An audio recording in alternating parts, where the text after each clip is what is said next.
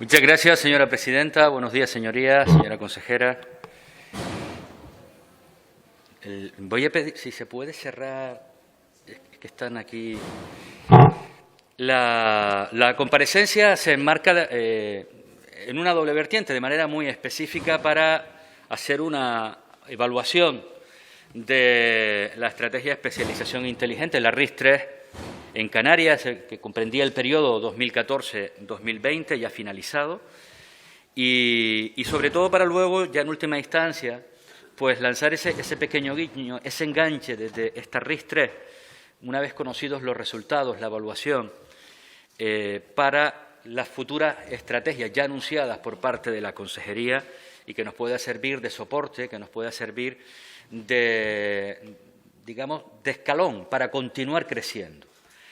No de un punto y aparte, porque ahí creo que sería el gran error, sino con independencia de que los resultados no hayan sido los óptimos, con independencia de que podíamos haber obtenido bastante más de lo que se obtuvo con respecto al documento inicial que se presentó, se aprobaba allá por 2013, sí creemos que la orientación de la RIS3 era una orientación correcta. Y a partir de esta evaluación, pues seguir en documentos estratégicos en este marco, el de la investigación, el del conocimiento en sentido amplio para los próximos años, sobre todo este 21-27, que la Consejería denomina S4.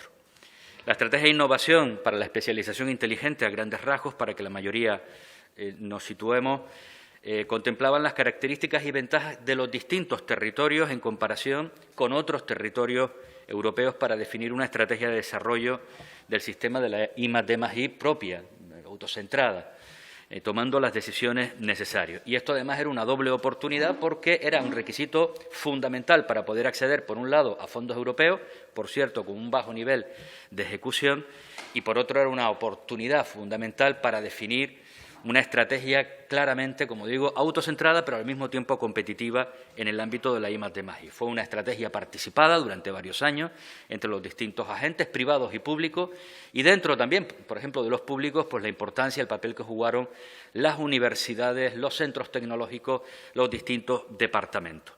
Estaba centrada, obviamente enganchada, con las grandes líneas que en el marco europeo se habían establecido para ese periodo. Sostenibilidad, energía y agua era una de las grandes líneas. Ni les cuento la importancia que esas en concreto tienen para un territorio fragmentado, un territorio archipelágico como el nuestro. Infraestructuras y centros de ciencia, tecnología e investigación era otro de los grandes vectores, también fundamental. Y que creo que en ese sentido en los últimos años sí que ha habido un avance importante. Creo que se han reforzado centros muy potentes a nivel mundial, punteros incluso a nivel internacional, como pueden ser el astrofísico o la Plocan en los últimos años, que quizás ha sido el que ha tenido un desarrollo más importante, pero sin olvidar las propias estructuras del Gobierno, como pueden ser el ITC y otros mecanismos, y, por supuesto, el papel que creemos insuficiente a día de hoy de las dos universidades canarias, pero que tienen que avanzar. Y había un tercer factor fundamental, de las telecomunicaciones y sociedad de la información. Ha habido avances ahí, sobre todo en la penetración de la banda ancha, pero también creemos que insuficiente. Sin embargo, ese mal que hemos sufrido, llamado COVID, creo que ha supuesto una ventaja para avanzar en poco tiempo, quizás lo que no fuimos capaces de desarrollar durante muchos años. Casi por obligación, el avanzar en materia de nuevas tecnologías, del ámbito de la comunicación, el ámbito digital, creo que ha sido una oportunidad, no solo a nivel de infraestructura, sino incluso a nivel de aplicación por parte del conjunto de la ciudadanía y, de manera obligada, administración y también empresas. Y en el caso canario, ya aterrizando sobre esos tres grandes vectores, se establecieron 5 grandes ejes: liderazgo inteligente del turismo, Canarias como un referente atlántico inteligente, la valorización socioeconómica de la I+D. Esto es un elemento fundamental, que no se quede la investigación dentro de los laboratorios, que no se quede la investigación solo plasmada en grandes volúmenes que luego no lee nadie, sino el que fuera luego aplicada a los distintos campos de la ciencia, de la tecnología, en el ámbito privado, pero también en el ámbito público. Y, por tanto, que la sociedad pudiera obtener el beneficio de esos avances en cualquiera de estos campos, pero también desde el punto de vista económico. Un cuarto eje, que era la agenda digital, y el quinto, un crecimiento verde y sostenible, que engancha además ahora también, no solamente con esa nueva estrategia en I+D+I para los próximos años, sino que engancha con uno de los grandes objetivos, no solo de este Gobierno, del conjunto del Parlamento y, por tanto, de los grupos, y creo que del conjunto de la sociedad canaria, como es la lucha contra el cambio climático y avanzar en sostenibilidad. Termino. En esta primera parte, señora consejera, a conocer un poco la visión de la Consejería sobre el análisis, los resultados de este periodo 2014-2020 en materia de, en el desarrollo de la RIS3, y en la segunda parte entraremos a analizar algunos aspectos concretos que aparecen de la evaluación realizada, por ejemplo, por el informe de Deloitte que tenemos en las manos, y a partir de ahí, sobre todo, qué oportunidades, qué aprendizajes podemos aplicar en positivo y en negativo para cambiar para la próxima estrategia. Muchas gracias, señora presidenta. Voy a enganchar por donde acaba de finalizar el portavoz del Grupo Socialista, porque creo que es importante, cuando hacemos una evaluación de este tipo, ver las oportunidades que hemos tenido a lo largo del tiempo y que hemos dejado pasar o que hemos decidido focalizar en otro lado. Lo digo porque hay un apartado importante dentro de la evaluación planteada por Deloitte, y es que además es un hecho objetivo. Siendo real que la inversión por parte del Gobierno actualmente es inferior a lo que yo creo que todos aspiramos, y por eso de manera unánime el otro día aprobábamos una PNL en el Parlamento impulsada por jóvenes investigadores de Canarias para que haya un mayor esfuerzo público y privado, y ahora hablaré de eso también, público y privado. No deja de ser menos cierto que ha habido un incremento en el año 2020-2021, por ejemplo, en el año 2021, en 3,1 millones de euros más en el área de conocimiento, hasta ya llegar a los 60 millones de euros. Pero es que el problema está de dónde venimos, ¿no? Del año 2014 al 2019, el descenso en inversión en estas áreas fue del 25%, del 2014 al 2019. No del 2007 al 2014, con plena crisis, sino en el momento en que empezamos a salir de la crisis y años de una bonanza económica y crecimientos potentes y robustos del presupuesto autonómico, el descenso fue del 25%. Es que cuando a veces hablamos de que no hemos sido capaces de diversificar por esta vía, de que no hemos sido capaces de hacer un esfuerzo importante, esto tiene responsables también. Y digo que iba a empezar por donde terminó el portavoz del Partido Socialista, porque tuvimos oportunidades. Dentro del presupuesto, que sé que siempre es complejo, porque al final hay 2 o 3 grandes materias que absorben, y siempre es poco, la educación, la sanidad, los derechos sociales al final, y siempre es poco.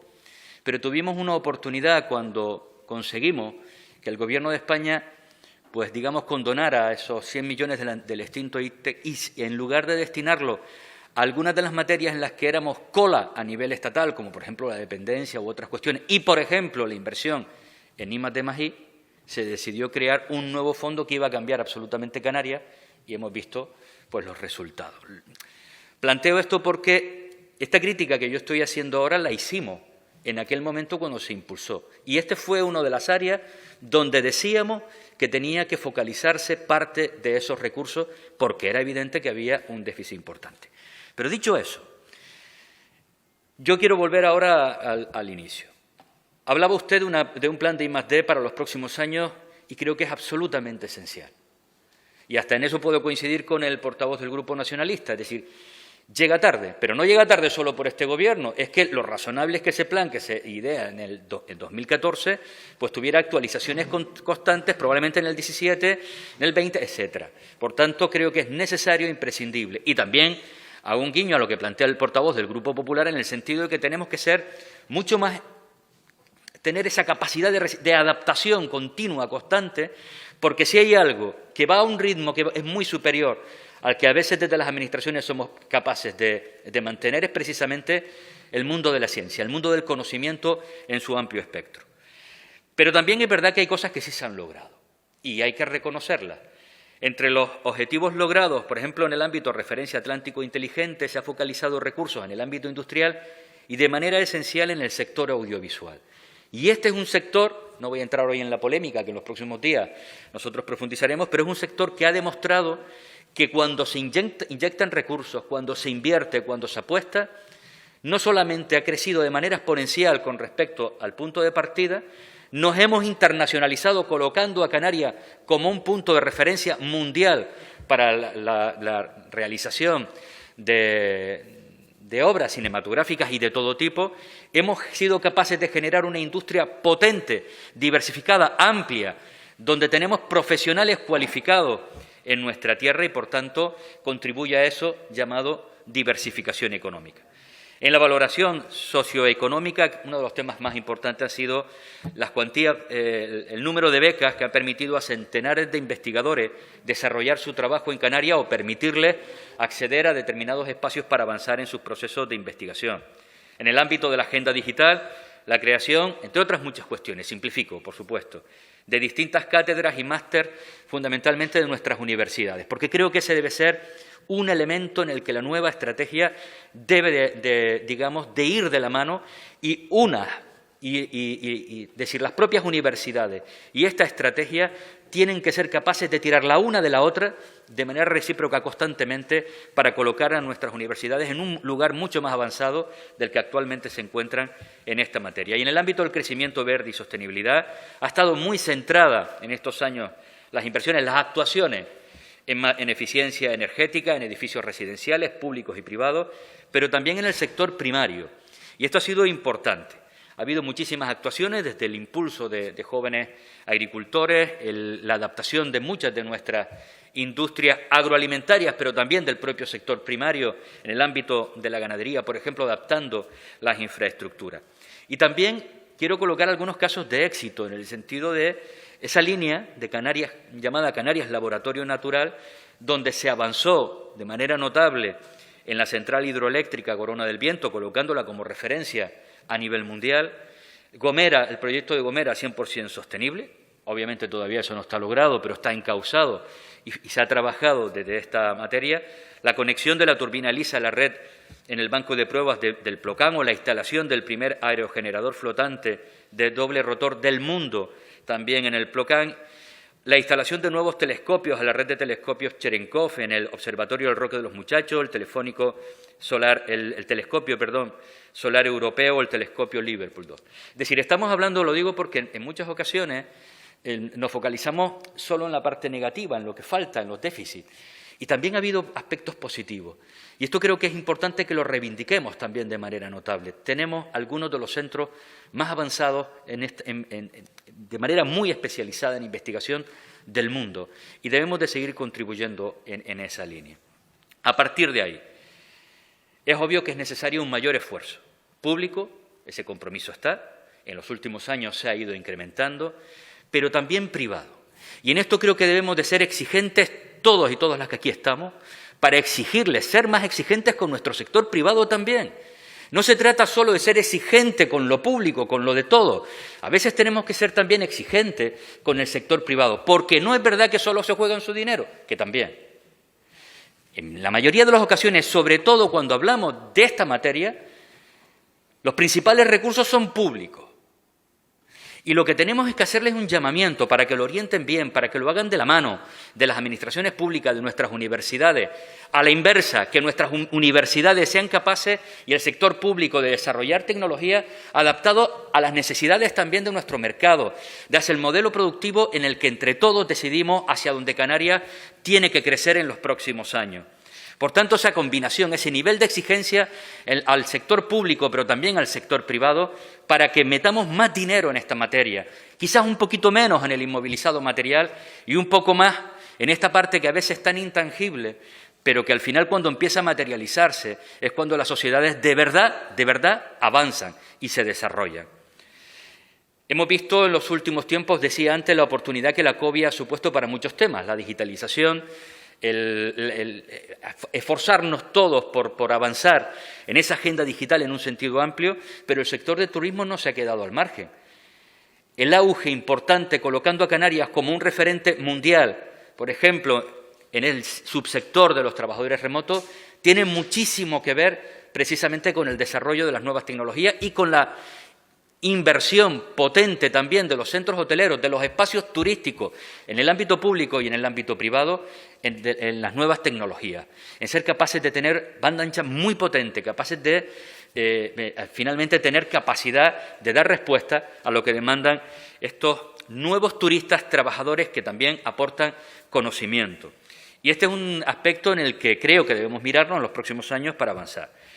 Es fundamental la digitalización total y completa de Canarias, geográfica y por sectores. Debe ser uno de los grandes objetivos de esa nueva etapa, visto los resultados de la RIS3, en la que hemos avanzado, pero que todavía estamos bastante lejos. Una adaptación más inmediata también a las nuevas realidades, lo dice el estudio. No hemos tenido la capacidad de adaptarnos menos con los ODS, que es un poco lo que decíamos antes, tenemos que ser capaces de tener una capacidad de respuesta cuando surgen nuevas realidades. Cuando aparecen los ODS, nuestra RIS tiene que ser capaz de conciliarse con ellas, de generar sinergias para trabajar de manera conjunta y establecer líneas que contribuyan a conseguir los objetivos de las ODS. Sin embargo, sí creo que hemos tenido un punto más de capacidad de adaptación ante el fenómeno de la COVID, ante la pandemia de la COVID, como bien planteaba el informe.